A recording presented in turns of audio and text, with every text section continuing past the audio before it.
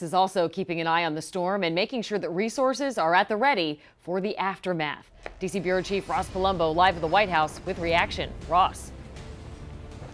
Well, Janine, the president is monitoring this situation minute by minute, not from here at the White House, but from Camp David. He's there right now with his advisors. His advisors telling us FEMA is standing by, ready to go. We asked because of the disasters of the past during Katrina and, of course, in Andrew.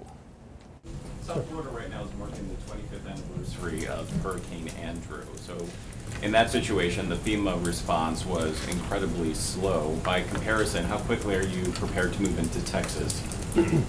Yeah, we've made leaps and bounds since 1992 in our federal planning, in our state and local planning, and as an emergency management community as a whole.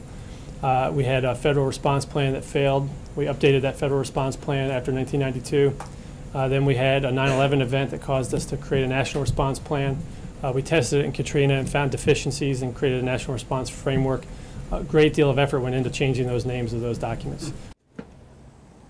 Live pictures out of Galveston, Texas right now as Harvey moves closer and closer to landfall. Janine, the president, again monitoring all of this from Camp David. The president already telling us that he plans on going to Texas as soon as it is safe enough for him to be there without it being a distraction. And the president with all of his resources with him in Camp David. We know you're monitoring that from the White House. Ross, thank you.